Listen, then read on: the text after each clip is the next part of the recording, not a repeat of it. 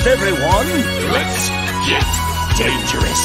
This is so cool. I know. It feels so right. It's Jake Ciely. He's opening our minds to new ideas.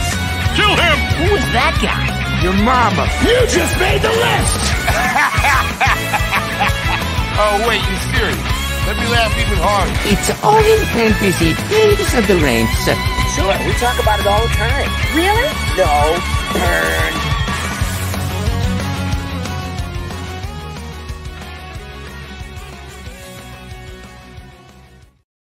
Game on, you ducks. Yeah, you heard that correctly. It is All in Fantasy Tales of the Ranks. I did not hire the Mario voice. That is just something I found online because AI is amazing these days. So is the new logo. Shout out to Fox, who did most of the heavy lifting behind that and came up with a great logo. So hopefully you're listening to the new podcast. And once again, we're going to mention it. There's going to be a giveaway because we're doing this one more time. Hopefully it's the last time forever that we're doing the sign up and subscribe and all that type of stuff, but we'll get to it. It is the same show you've always known. Just if you wanted to watch the video, it's after the fact now on YouTube. It's not a live podcast. It's podcast first, video later. And it's the same thing you've always known. We're going to talk fantasy football as always and other random things. I have a potential friendship ending debate I do want to ask you about, Chris Mania, at some point in this show. But as we are continuing these all-season series, and in case you're new, in case you didn't have any idea what All in Football was or All in Sports was, All in Fantasy Tales of the Ranks is fantasy football with myself, and 99% of the time with the great Chris Mania at FTN, where you can get all this great work. The packages we're going to be giving away, first, second, third place, and if we somehow get into the top 10, I might even give away, no, actually, I will. If we get into the top 10, while we're doing this giveaway, I will give away a copy of Madden. Well, the online code so you can play online. Nice. You can just download it. I'm not going to mail it to you. There's no point mailing it to you. I'll just do the one where you can get the code instantaneously. Yeah. But yes, the great Chris Meany, who's enjoying this time where he doesn't have hockey, football, and 8,000 other sports going on for this brief amount of time in your life, Chris. Yeah, it's... I love the hockey, but it's nice to take the break. I just want to say one more time, the intro was fantastic. Just absolutely awesome. With SpongeBob and Mario? Everything. I found AI voice generators now, and it's insane what's out there. Yeah, it really is. So fantastic job by you and Fox. The logos, the art, everything looks absolutely amazing. You're on the poker chip. It's fantastic. I'm just happy to be here. I do want to shout out the dude who drew that for me years and years ago. This is way back. This is All in Sports days way back. I don't remember your name. If you're still listening and still a loyal listener, please, I will send you something at this point because you deserve it, because it's still one of the best things. I've used it for Twitter. Nando is like, you sure you want to look like an elf? I'm not. Is that not a damn elf? Nando, it's freaking Link from Zelda. What the hell are you talking about? Of course he would say that. I feel like he's trolling you, but you never know with Nando. You never know with Nando. But yes, today, retreat or repeat or repeat or retreat, whichever way you want to go. We're looking at stars from 2023 and whether or not there'll be stars in 2024. We did running backs. That took an entire show. I think we have to go quarterback, tight end, or only wide receivers for one show, and then the next show will be the opposite. So what's the first show, Meanie? I don't care. We're doing wide receivers. Let's go. Wide receivers today. I'm not even going to try and trick you and get right to it. So I think one of the biggest ones is not just this player, but it's the fact that he has a new teammate who was a superstar himself for years. He's actually in a separate discussion.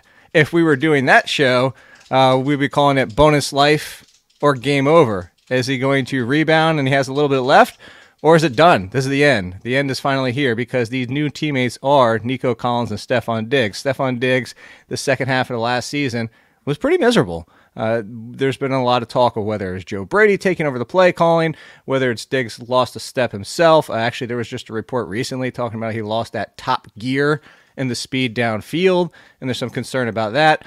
Nico Collins had the breakout season and then some we were all hoping for, but now they're together, and now they're teammates. And Tank Dell is healthy, who, by the way, Tank Dell, if he wasn't a rookie, would have been a breakout himself, averaging nearly 12 points per game before he got hurt. So this is a big wide receiver room where we could have a whole nother discussion, a whole nother day, meaning of ranking the top 10 wide receiver rooms, and I have a feeling the Texans would be 1, 2, or 3, and a good chance they are 1. Mm-hmm. What do you do Nico Collins on his own. Well, you can bring Stefon Diggs in the conversation, but Nico Collins, is he going to repeat or is he going to retreat just for the fact of now Stefon Diggs is alongside of him? Plus, like I said, Tank Dell as a third, I think most teams would be envious of. Yeah, absolutely. Like it's a unbelievable 3. I think that Nico's the guy there, though. Like he had the breakout, like you said. He's the younger wide receiver. I know Tank Dell is young too, but I don't think he's going to get the same sort of volume as Nico Collins. He was a big touchdown guy. Big play guy as a rookie, and I think he takes a little bit of a backseat when you bring in Diggs. But I think Nico's the guy, man. Like he was among the leaders in yards per route run. I don't want to say but myself personally, like I liked him a lot coming out of college. Like it's like what's not to like about this guy? He's 6'2", he can go up and get it. He's not super explosive with the ball in his hands, but when he has the ball, he's hard to like tackle. He's hard to bring down. And this is a year or two too early on the potential breakout. With Davis Mills, it just wasn't happening. And then CJ Stroud elevated his game. So I think that maybe the target share, of course, is going to come down a little bit. What did he get last year? Roughly 1,300 receiving yards and 80 grabs. Like that's something I think he could do again. Something if he gets 75, 80 catches, I think he's definitely flirting with 1,200 receiving yards. I'd say that Diggs probably cuts into maybe some of the red zone usage. Like I do agree with the report that Diggs has probably slowed down a touch, but he still has a lot to offer. Like he is still a really good wide receiver. And I think what you said about Joe Brady, that's how it went last year. But yeah, he's a little bit phased of the offense. There's some rumblings he didn't get along, with not along with Josh Allen and company, but the play calling, I guess, didn't suit him. Right. Enough targets. That's not going to be the case for him. He's not going to be a target hog because of all the weapons there, but I think he's going to be like a safety valve, maybe a third down guy, maybe a red zone target for CJ Stroud. But the guy that I want the most of the 3 is Nico, and I could see him having a very similar season. Well, you kind of brought up the targets. So 109, 15 games for Nico Collins, by the way. He also missed time. So I'll kind of turn this the other way at you. And by the way, as a reminder, if you go to The Athletic, you can download my customizable spreadsheet. You'd be like, Jake, Meany, I don't agree with you. I think it goes this way. And then you can tweak it and see how that projects out their numbers and then see where they fall in the rankings after that. But as of today, because we don't know, like we can sit here and speculate, and I agree with you. I've been coming from the side of I don't think it's necessarily bad for either. I just think there are different skill sets of what they bring, and they can both be successful. We've seen it for times back in the day with the Packers, recently with your Eagles, the Buccaneers. Like we can go through the list. There's been multiple teams with wide receivers that have both finished as wide receiver ones, not even just top 20. I mean, hell, right. T. Higgins, was it 2 years ago now? T. Higgins and Jamar Chase inside the top 15. So it can happen. The one thing that I think is different than a lot of these is I think the closest, but it's not really, but the closest comparison, and here's why. Closest comparison is the Eagles. Skill set wise, they don't match up. Like neither one of them is A.J. Brown, neither one of them is Devontae Smith. But why I say closest comparison is because how different Brown and Smith are. Actually, you know what would be a better comparison? DK Metcalf and Tyler Lockett. But again, neither one of them. Well, yeah, but the thing is like neither one of them is DK Lockett, which is the weird thing. But the usage, the production, the like where they go in their targets downfield, the red zone, I think are similar. So I'm saying all to say this. Right now, I have Nico Collins at 20.6% of the team's targets, and I have Stefon Diggs at 20.7. I actually have Diggs slightly edging him out just because I think he's still going to get more of the short to intermediate. Tank Dell's at 18.5.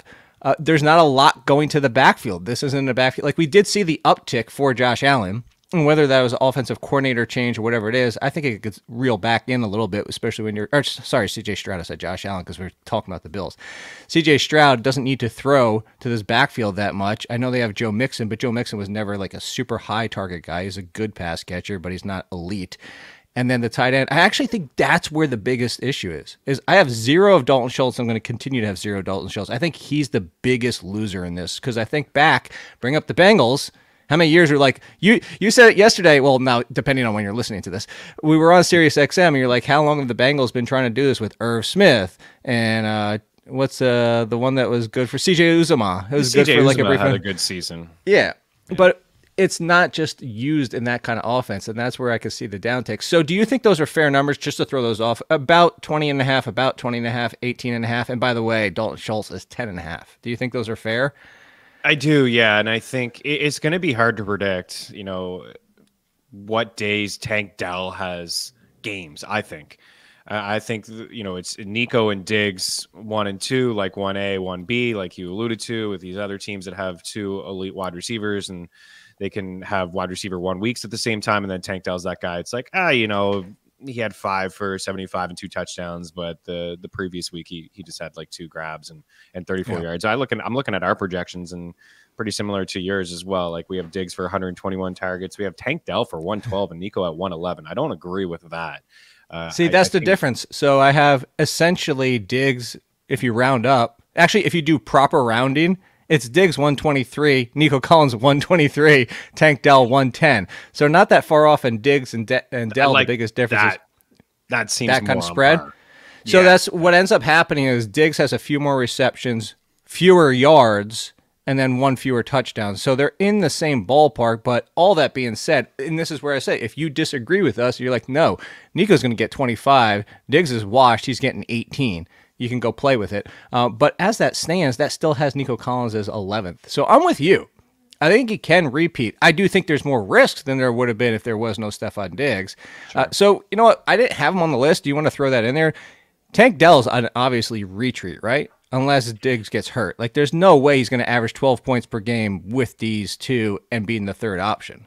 And he was super efficient. Again, I don't want to take anything away from him. He does seem like a big, explosive, like not big body, but explosive wide receiver. He's a very small explosive. Very small, explosive wide receiver.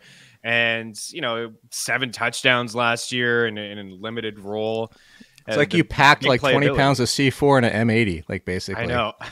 I just really don't get the rise. Like, he is rising up draft boards. It's not just best ball. It's high stakes as well, as wide receiver 25 ahead of guys like Zay Flowers, who I would much rather have Zay Flowers in Baltimore. I think there's a clearer path for targets and catches and yards for him.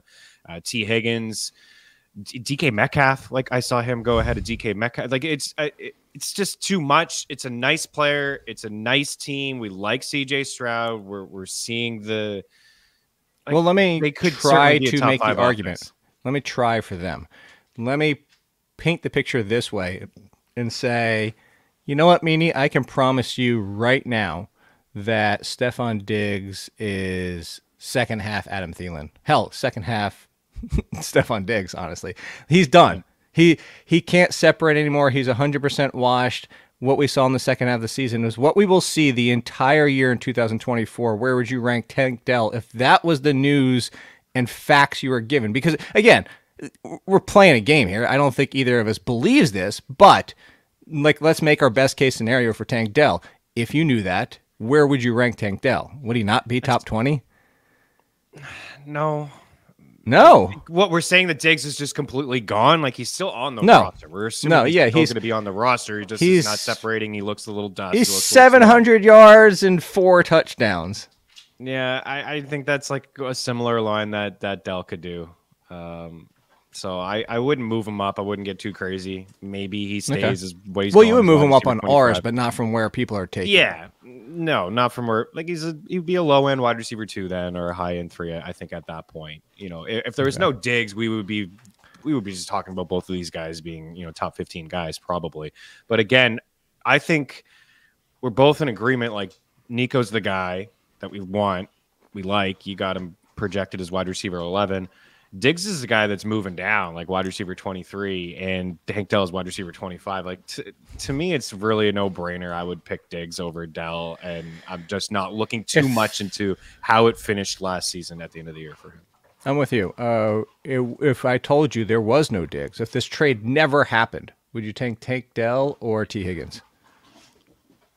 I would probably take Tank Dell. Yeah, I would lean with Dell. Oh, I think Higgins is the better player. But from a fantasy standpoint, I would lean with Dell. Yes. Tank Dell or DJ Moore in that case. Again, this trade never happened. Probably Tank Dell, just given the opportunity, right? With all the weapons in Chicago. I mean, I like DJ Moore better or more than the player Tank Dell, but the situation for Tank Dell or Cooper Kupp? I'll probably go Cooper Kupp there. Okay. So fringe top 20 without Stefon Diggs. Is, maybe he could blow his Achilles. I really do not wish that on the player, but blow his Achilles tomorrow and then also return. By the way, if you're watching this later online on YouTube, the reason I look like when I started 15 years ago behind me is because I'm in the middle of a move. So the next podcast in the future will be back to the norm. I know. Looks like 80% of podcasters. Should I just hold the mic in my hand and start vaping too or something? I just... Yes, please. I wouldn't mind seeing that from you. That'd be a shock. It's interesting that I said Cooper Kupp because the very next name on this list is repeat or retreat for Puka Nacua. Look, we've gone through it. Anybody who's listening to a fantasy football podcast has seen the numbers. They've seen the numbers with and without Cooper Kupp, and the with, as in they've seen the numbers and they're neck and neck and they're neck and neck and they're neck and neck. And then down the final 4 games, guess what? They were both top 10, depending on your league, potentially even top 5, top 6, neck and neck. They can both be fine. You know why? Because nobody runs more 3 wide sets than the Rams, and that hasn't changed in years, plural, like a long time going back. Demarcus Robinson's a fun flyer because of that, but all that being said, Demarcus Robinson's a fun flyer. There's been talk about Colby Parkinson from Jordan Rodriguez has been a surprise breakout because they need tight end help with Higbee hurt. But all that being said, we're okay with Nacua still as top 10. Again, Nacua, by the way, for everybody out there, finished 5th. A part of that was the fact that he played all 17, unlike others, because if you only go points per game, he's actually behind Tank Dell at 11.4. I say actually like that's a bad thing, but I mean, top 10 is all we're asking. I feel like if you said Nacua 5th and 5th in points per game, I'd be a little bit more hesitant. But you just tell me top 10, even with Cooper Kupp for an entire season, I'm okay in repeating that, Meanie. Yeah, absolutely. I mean, it was a record-breaking season for him. There's no question about it. But the reasons that you talked about, the way the Rams offense rolls, plus the player and the talent itself, Matthew Stafford under center, all those things. But the play calling with Sean McVay and Puka Nacua is just, man, he is awesome. Like he really is. The way that how tough he is too, taking all those shots and then after the catch and the route running ability. And then you have, Cooper Kupp. It's never going to be like, oh man, we got to double Puka because he's just killing us here. But you got the other guy on the other side, Cooper Kupp, and moving these guys all over the field. So yeah, I'm comfortable with the rise. He goes from a late round target free agent pickup to a first round pick, end of the first in the tier with AJ Brown and Garrett Wilson and all those guys. I'm very comfortable with it. I think he's stud. So we could see a little bit of regression, like maybe he doesn't have 1,500 yards, but I'd be shocked if he didn't catch 100 balls. And the difference between the two, like, see a lot of people like, oh, he was awesome at the start. He was awesome all year long, even when Cooper Kupp was on the field. And the splits tools over at FTN Fantasy will tell you that they were only separated by like 3 grabs and 20 some odd yards. It was like 2.5 fantasy points from a half-point setting where Puka Nacua had 2.5 more when Cooper Kupp wasn't around. But these guys are both awesome, and I have no issues with Puka. Like I said, I got wide receiver 7, I think. I have an article at The Athletic of 2 fantasy trends that you should be paying attention to, or 2 trends, NFL trends that you should be paying to for fantasy, if I could say that properly about my own article. It's about the increase in zone defense in the NFL, and then the other one is pre-snap motion. Dwayne McFarland actually, because of his article, had me head down the second path because it's the fact that pre-snap motion increases fantasy production by 50%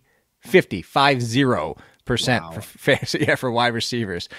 So those are the 2 sections, but the first one with the zone, attacking zone, guess who populates the list with yards per route run versus zone over man? So basically taking your man yards per route run and then what your yards per route run zone is, and then the difference. So that first down for target percentage, zone versus man. Just 2023 on its own, or if you look at the last 4 seasons or whatever it wanted, Puka Nacua is all throughout there. Cooper Kupp shows up, but Puka Nacua is ahead of him in all of them. So, really, man, there's nothing he can't do. Like, I'm serious. No. It's great. I think everybody was just so shocked, especially because of the late round. And then, of course, now we have who's the next Puka Nacua? Let's talk again in 20 more years because it's about how frequent these things happen. Yeah. So, chill out on that, but I think people are just surprised, and that's why they're worried if it's going to happen a second time, especially with healthy Cooper Kupp. But as somebody who was higher than most and still obviously didn't come close to expecting anything like that for Nacua, like the talent is real. I just think that it showed up earlier than we expected. Even people, and I'm saying people who supported him, we thought 2-3 years down the road, not immediately. Absolutely. And, we don't want to be the type of people that's like, hey, look at us, but man, we nailed this. Like, we didn't expect that type of performance, but I felt like Puka was the guy that we talked about. Well, I say we nailed 75% because that's what we expected production-wise. I mean, if you listen to us, you drafted him, right? Because we drafted him. I took so many best ball shows. It was the most exposure I had of any player in best ball. It made sense. Because of him and Achan, I wish I had more keeper in dynasty leagues after last year. Yeah, so I didn't have a lot of Achan. I missed out on that, but Puka was a guy. Like, for one, the opportunity was there, and when Sean McVay does things, maybe not running back things, but when he brings in a wide receiver or he talks up a wide receiver, I start to get excited because I just believe in Sean McVay and the play calling. And I love the stat that you talked about motion, and the Eagles come to mind just because they ran motion fewer than any team in the NFL last year. They didn't. It's actually a little bit higher by True Media, but they're bottom 5. Bottom 5. And now they have Jalen Hurts was actually top 3 in terms of QBR in motion, but they didn't run it. So it's like a sample size that really you don't even kind of dive into. But yeah, but now they get Kellen Moore, who, by the way, the Chargers were top 5. Exactly. And JSN is talking about Grubb and new OC in Seattle and motion and things like that. Devontae Smith is saying the same thing in Philadelphia. He's like, dude, we're doing things that I just haven't done in 2 years here with the Eagles. So I like to hear the motion stat there, and more teams are involving. Like, you get with the times. Like, it's a way to move wide receivers around. It's a way to see what the defenses are doing against you as well, and you can just create so many mismatches. And I just think the Rams they've been awesome at that for years. Yeah, I definitely don't disagree with you there. And just as proof, we can be stupid. Last year in my home league auction, I ran out of roster spots. And I had all these ones that I want to get for $1 or $2. Now, I did trade for him pretty quickly, even off that hot stretch, Nacua. But me, as this idiot, when people still there's probably about 10 players that need to be roster spots that need to be filled towards the end of the draft. And I'm sitting here talking, and I was like, oh, look, Nacua is still there. And then not even on my league's radar. The dude drafts him for $1 at the end of it. Again, I made this I knew this was for real, not that for real, but I knew it was for real, and so I traded for him pretty early. But yeah, I sat here and was just I could have got him after the fact. And I was like, oh look, Nacua. Shut up, Jake. I had to reach in my home leagues. I had to reach because I talked about him being one of my favorite targets, and I just sometimes in your home league, your buddies what? This is a good spot. I just want to piss you off. Oh, I complain about this every single year, as you know, that my home league shows up with my draft rankings. Yeah, and especially it's worse because it's an auction, because now they know how the actual, it's not just going down the list of oh, I might snipe him, but maybe he's thinking of something else because of his roster construction at this point. It's pretty much a guideline to know this is how Jake values every single player. Here, I'll bring up the thing that could end friendships right now. So you've played Jenga, right? Yeah. You the little block thing. And for everybody out there, go look up Jenga if you never played it. So they have not just the small version, but they have the big version, which are basically little 4x4s. So I put out this tweet, and I'll set up the tweet question first and then get to why this came about. So could end friendships here. Huge argument. So the simple question is meanie. So the rules state you can't use your opposite hand, the hand that you're not touching the block with, trying to remove it, put it back, your second hand, basically. You can't use that to stabilize. You can't do anything. The other hand can't touch. I said, the block that's in your hand and you're putting it on top, are you allowed to use the pressure of the block in your hand already to stabilize it as you're, so basically, if it starts to lean just a little bit, are you allowed to kind of push down on the tower to prevent it from falling over while you're putting your block on top of it? So basically, are you allowed to use the block you have to keep the tower from falling? Yes or no? That's the first part. I don't know. I think so. Yeah. I mean, unless it says in the rule that you can't, I think you could. You think so? Yes. 80-something% said hell no. This is you do not, you pull it out, you don't touch the tower, you put it back, you don't touch it. If it starts to go, you're done. All right, too bad. The argument is because I'm on the same way. It's playing normal Jenga is like all you can do is pull out the little block you have and do the like you can't like push it against the side of it. Like if you saw somebody do that as it's starting to lean and they actually pushed the side of it and held it up on the side, like you put it long ways and you're keeping it from falling over, I think everybody would lose their mind and be like, stop. Like you can't do that. But this came about because of giant Jenga. And I'm kind of conflicted on this because in giant Jenga you're allowed to use both hands because it's like now still you still can't stabilize the tower, but you can use both hands to put the block back because it's a freaking 4x4. Yeah, you need 2 hands. So the tower started to fall and he's pushing down on the top of it on the opposite side of where it's starting to fall from with the block that he's putting on the top and holding it until it stopped leaning and then started to balance it and let go. And it stayed, I mean, by the skin of its teeth. But it was a huge argument because we're like, you can't do that because you're stopping the tower from falling. But at the same time, you're allowed to use both hands to put the block on the top. Like, and so, like, you see what I'm saying? Like, what, now which side are you on? It seems like, is there a clear rule though, or is it just like speculation? There's not. Like, it doesn't say that. Like I looked through the rules. There's nothing that says you can't stabilize or like you can't use the block to keep the tower from falling. It's kind of one of those. I think it's fair game. Is it? Like I feel like it's fair game, but when you like we're potentially never hanging out with this person ever again. Like that's how big this argument got. Actually, like my first initial thought is, and I haven't played this game in years. I definitely haven't played the big version, the 4x4s. I feel like when you were explaining it, I'm like, it seems like fair game. Like it's smart. It's not in the rules. You can do it. But then, you know, as you explain it, using both hands to hold it up, it does seem like cheating. It does seem like, so you're right. Yeah, like I'm kind of conflicted hearing it as well. It does seem like, you know, you probably can't do that, but the rules don't state that. So it's all right to be creative. I think I made it. It gets a pass. We should still be friends, is what you're telling me? Yeah, I think maybe you should still hang out.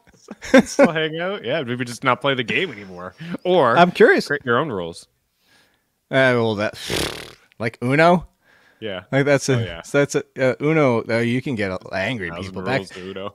Oh, back when I used to do that podcast with D'Angelo Williams, he's a Uno fiend. I mean, he will say that nobody can beat him at Uno, and so there's like some things. I found out we got Uno Flip, and Nicole and I saw it on the cruise, and then we bought it when we got home, obviously for half the price. But we were playing it, and like one of the rules in there, and we both said no, we don't play that way. Like it's legit, and I forget what rule it was in Uno, but we were both like, no, that's dumb. We're not doing that. People add rules. I remember playing a few years ago with my family, and like my uncle had like all these like extra rules, and I forget them. They're all ludicrous, and it was hard to remember. Oh, I know what it was. Creativity to the game. It was you're supposed to keep drawing until you get the color that like so like if it's like somebody put down red and you don't have red, you're not supposed to just draw one card. You're supposed to keep drawing until you get a red. I've heard that before. Yeah, that's which is weird because it tells. I mean, it's you're telling people what's in your hand. Like, right. Anyway, what you don't have. Yeah. Right. For everybody out there, this is actually a good time. So same contest as always. My email address is my last name Ciely. So J Ciely, no AKE, just the letter J in the last name at theathletic.com. That's where you send in your screenshots and everything. Same thing as last time. 5-star review on Apple. We'll get you 2. You don't have to get, like, you could give me a 3-star review, but I am going to give you 2 if you give us a 5. No, I want to be fair. I mean, I know you shake your head. No, like, this show deserves 5. But I mean, if you're just like, hey, this isn't for me, stop talking about Jenga, you get 3 stars, you're still entered. Like, a review is a review. You get 1 entry. You get 2 entries if you get 5 stars. And then if you subscribe, that's another one. So you can potentially be up to 4 right now. And then if you tweet about it, that'll get you another one. Actually, let's give him 2 more for tweeting. Let's give him 2 for tweeting. Spread the 1 word. tweet, by the way. Don't send me like 15 tweets. It's just 1 tweet. So 1 for any review, 2 if it's 5-star, another entry for subscribing, and then 2 if you tweet, which gets you 5 potential entries. 5. First place, full on, premium, everything. You can't not have something on the site, FTN membership, and then you get the 2nd level of the membership for 2nd place, 3rd level of the membership for 3rd place, 1 sport, but you get all 3. We're giving away 3 prizes this time just to get this show hopefully going to some traction now that we're starting all over on Apple once again. And then, as I said, if we can do all this work, The reason we're asking you it sounds like I can't believe somebody else is doing this, but the reason we're doing it is because we're trying to gain lost traction. Like we had, the thousands of people who have subscribed and listen consistently. We got to get you back, and then we got to get our traction back to rank back so people can find us. That's why we're doing it. We're not just doing like, oh, look at us, we're a top 10 podcast. No, we're trying to get back what we lost. Right. So that's why I say if we can get back to top 10, I'll give away a copy of Madam too. I think that's fair. Go. So love it. All of that. Awesome. This might surprise some people to get back into this repeat or retreat, because I'm going to say this, can this person repeat? When people are going to be like, why? He only played 3 games. But I'm talking about Mike Williams because I'm talking about points per game. Mike Williams, in his 3 games last year, over 10 points per game, just like he had in 2021. Of course, he's on a completely different team, but that's why I'm bringing him up, because we all know Mike Williams. We just want him to stay healthy. Please, for once, stay healthy. He has 2 seasons where technically 2 seasons where he played a full year. If he does, like if I told you, I'm going to put that disclaimer on this one, because otherwise we're not having a conversation meeting. He plays 15 out of 17. He gets 15. Mike Williams plays 15 games for the Jets this year. Does he repeat as a top 15 wide receiver with Aaron Rodgers? I'd say, yeah. I'd say if you're getting 15 games, yeah, absolutely. It's Rodgers. Like Rodgers, I wonder how many games he can give the Jets to. I think that's a big question. Can he get to 15? We didn't see him last year, right? He played 2-3 snaps. We just didn't see him. And I didn't think his last season in Green Bay was all that great. It was okay. It was a good season. It wasn't Rodgers, it was an elite Rodgers season. You could see the decline. Of course, it was his first, right? Without Devontae Adams. On that season. Was it? Yeah, it would have been his first without Devontae Adams. So yeah, year 3 with the Raiders. But I'd say Mike Williams still has, as long as this guy is healthy, right? That's the biggest question. If the injuries go all the way back to Clemson, unfortunately for him, he's just had every kind of different injury. But when he's on the field, man, he still makes things happen. He's still a big body, especially inside the red zone. And I do believe that even if he is fully healthy and Garrett Wilson's fully healthy, Garrett Wilson will be the go-to guy. He'll be the target hog. I expect a lot of volume like Devontae Adams got when he was with Aaron Rodgers. But from a points per game standpoint, I think he is the clear number 2 if he's healthy and he's on the field, right? We can talk about Conklin breaking out all we want, or Malachi Corley catching a bunch of balls in the slot, but Mike Williams has got a high in the backfield. He's got a high touchdown ceiling, and that really does matter when you have a guy like Aaron Rodgers who can get him the football, just like Justin Herbert did. Yeah, I would say points per game. Sure, he could have similar numbers, but I'd be shocked if he played 15 games. To be honest with you, I'd be very surprised. Yeah, I'm rooting for him, but I'd be very surprised. I think we all are at this point. You're just pleased at this point, honestly. I know, really. So next on repeat, and I'm not going to, I agree. I'd skew a little bit lower if you forced me. If you told me over under, he finishes 14.5. So under being further down, over being higher up. I know it's the opposite when you think about the actual numbers, but over being he finishes higher, I would actually take the under, and then he finishes under wide receiver 15-ish. I'd say more 20. Just because some of the names that I'm thinking about in that range, and odds wise, but it wouldn't shock me. I think a lot of it comes down to what you said, though. It's not just Mike Williams. If you told me Mike Williams for 15 games, great. What does that mean? Even Aaron Rodgers for those 15 games, what Aaron Rodgers is Aaron Rodgers at this point? We have both Aaron Rodgers and Kirk Cousins coming back from these injuries, where very few quarterbacks have come back in general, let alone close to our age, if not, not close, older. This is concerning. We're just kind of a lot of injury optimism, I think, with both of them. And granted, Rodgers had a longer layoff. Are you going to have any shares? As wide receiver 61 of Mike Williams? The price is all the shares. I have so much Mike Williams right now because there's no downside. I know. If he got hurt before week 1, okay, I cut my 10th round pick. Big whoop. Exactly. 2 months ago, it was a price that I felt a little uneasy, in the mid 40s, late 40s at wide receiver. But now I'm looking and it's wide receiver 61. I got to decide between him, Josh Downs, Boomer Bust, Game Davis, Jalen Polk, Xavier Legette, Ricky Pearsall. Just give me Mike Williams, right? At pick 130 on average. And I don't think he'll be we'll see how this plays out. We're getting towards the end of July, but I don't. Here, let me think throw he'll be, one like, at you. Ready week 1 or week 2, but to have him come week 5, it's worth it. If right now on the board, because this wide receiver situation is cloudy as well, but not because of his fault, but because of a teammate of his. Right now, the board is sitting there. Xavier Worthy, Mike Williams. Who do you take off the board? Oh my. I think there you go. You just that's the point. I think that's. But okay. Yeah. But I think think your response is warranted. There's no risk again. There's no risk at that point of the draft to take him. And when he's playing, like say week 5 and he's playing and he's full go, you're putting him in your lineup. You're putting him in as a. If Mike Williams is 100% healthy, like no limitations, he's going to play the entire game. Aaron Rodgers is at quarterback. Mike Williams would never be on your bench. Right. Exactly. Yeah. Yeah. Those other guys that I mentioned would be.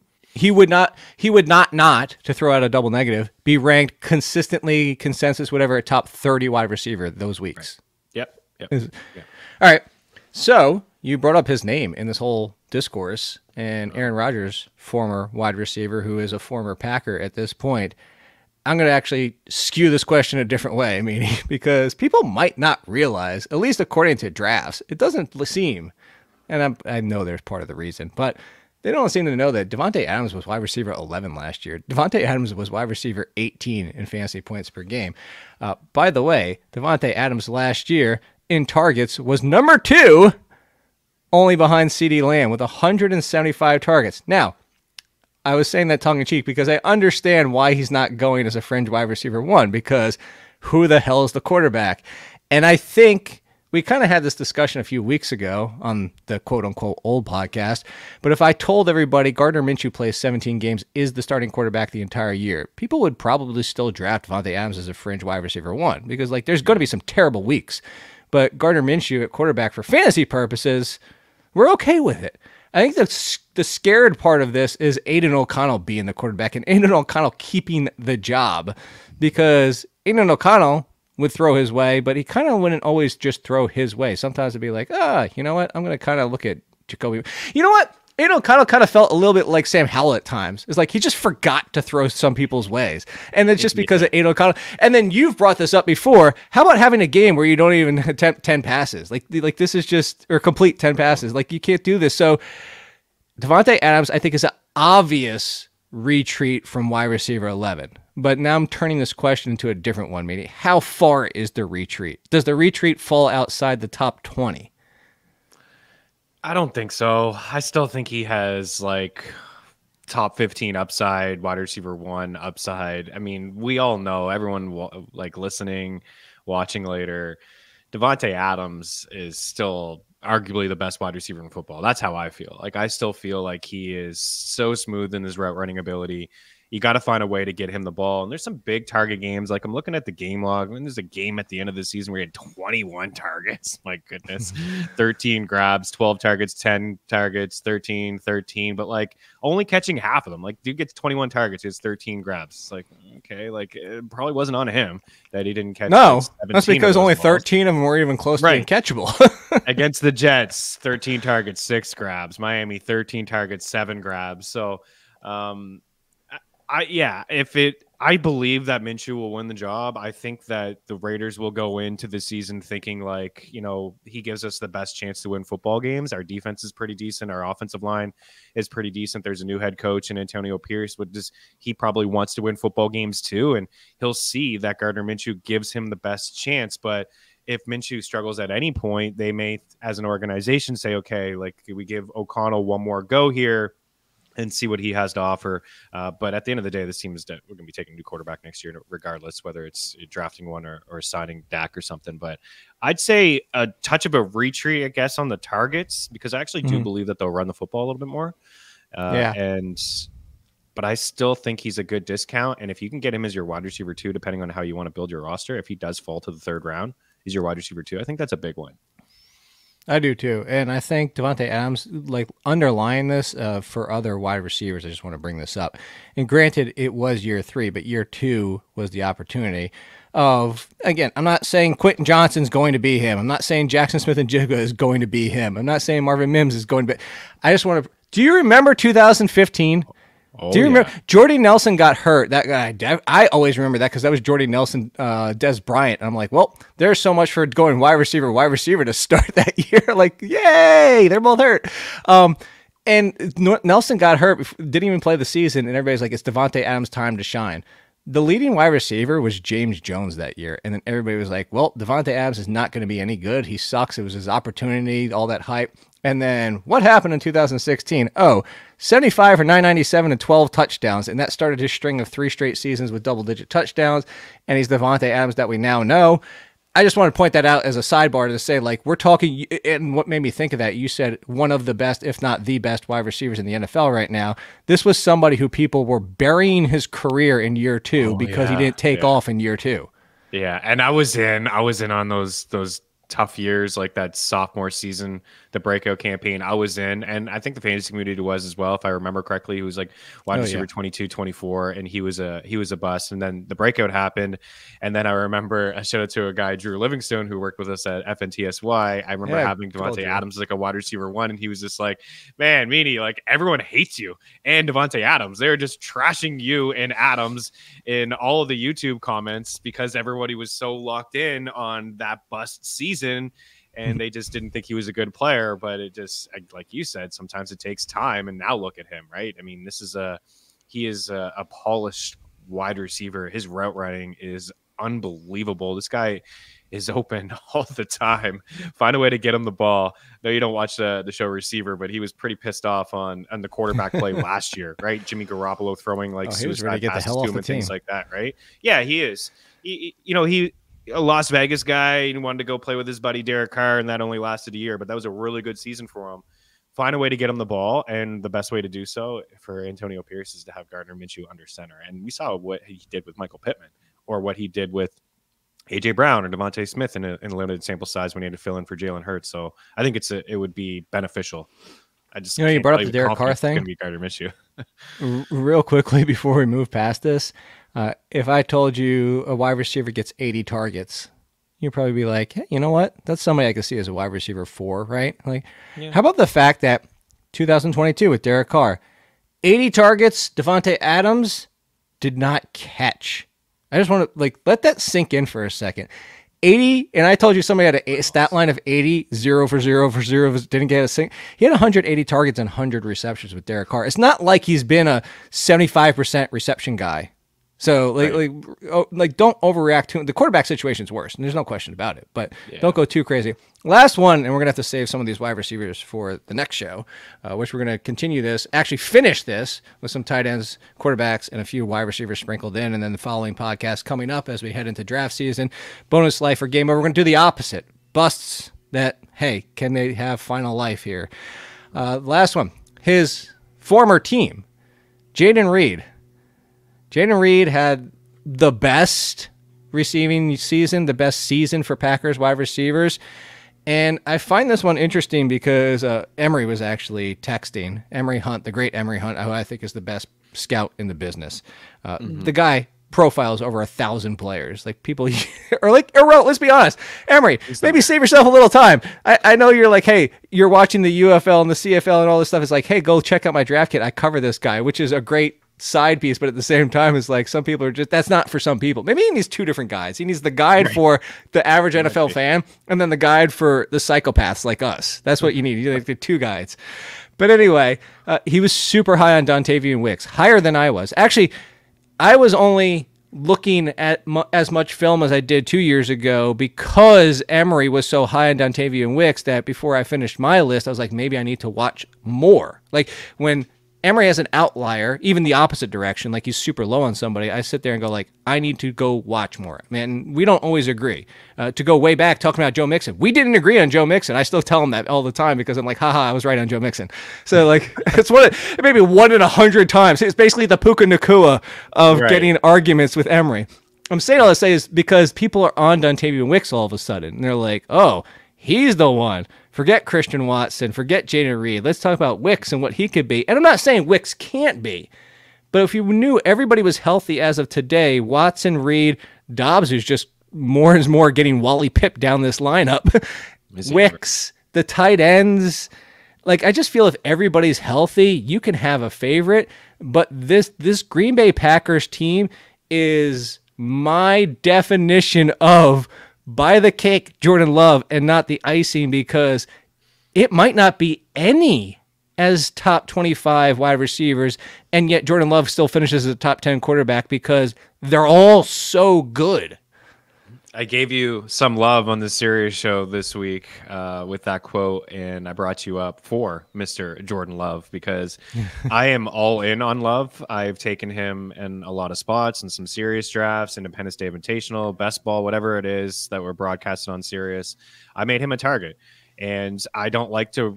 I'd love to have a dual threat quarterback, sure, but I'm taking a quarterback in the first couple rounds is just not for me. And you can get Jordan Love in the 9th round as roughly quarterback 9, and he had a really good first season. He came with a little bit of a rushing floor. He was top 3 in touchdowns. He was accurate. The completion percentage was there. He was super efficient at the start where it didn't seem sustainable. But all of these weapons, right? It was the youngest wide receiver / tight end room, and the fact that he had that type of season with those guys in his first year in the NFL. And now everybody growing is like year 2, year 3, year 4 for a guy like Dobbs. And then you upgrade at the running back position because, yeah, Aaron Jones was great down the stretch of the season, but he's been hurt multiple times. And now you bring in a guy like Josh Jacobs who can catch it to the backfield. So there's an upgrade at running back. Jordan Love's pretty much the only guy that I like. A couple weeks ago, I was in on completing the stack with Wicks because he was the cheapest. But now, people are talking about him, and so is Jordan Love. Jordan Love says Wicks is going to have a monster season. When I think about that, I think, no, you are going to have a monster season, Jordan Love. Like, if Wicks has a monster season, you are having a monster season because other people are going to eat in this offense too. Jaden Reed is going too early, straight up. He's going too early in drafts. These guys should be a lot closer to each other because you said it, on any given week, it could be anybody. It could be Watson if he stays healthy. It could be Reed. It could be Doubs. Like, Romeo Doubs led the team in red zone targets, 18 inside the 10-yard line. And he also had 23% air yard share, 17% target share. That was a team high for him. And it's a small sample size, Jake, but in the playoffs, in 2 playoff games, Romeo Doubs led the Packers with 12 targets.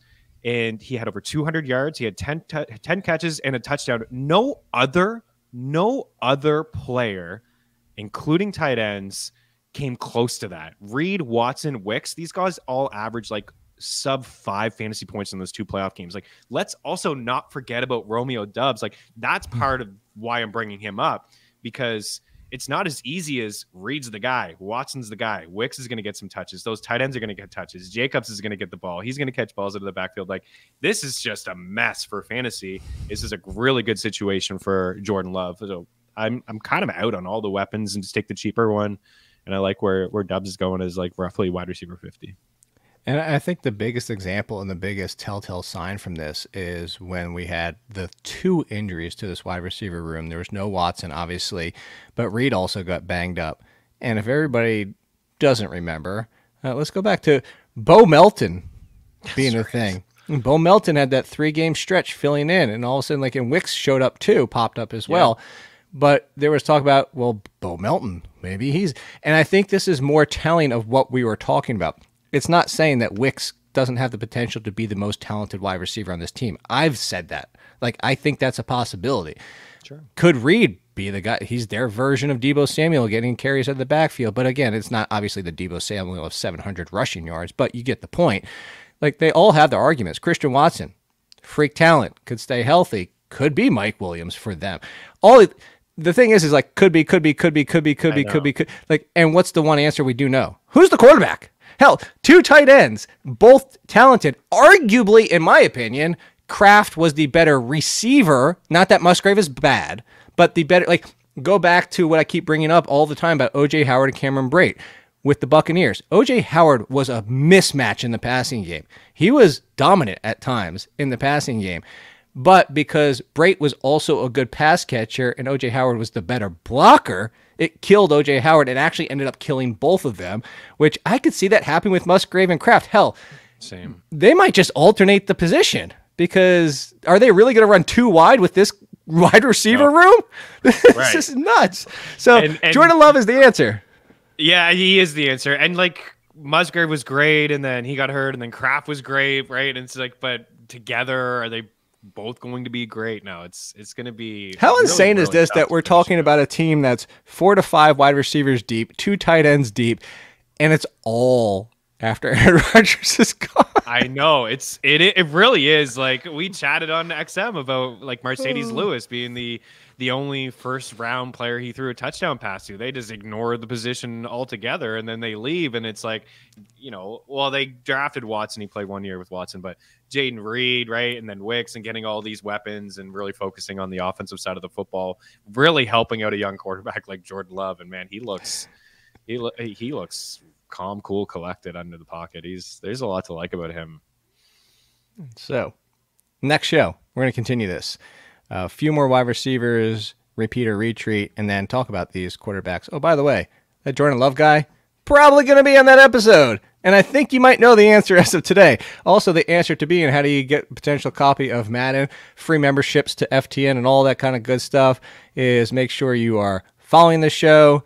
Subscribing to this show, review this show, tweet about this show, send the entries to me, Jay Ciely, over at The Athletic, and we'll do all those up and then give those prizes away as we do it'll be before the season starts. And we'll be back for All in Fantasy for the new name, Tales of the Ranks.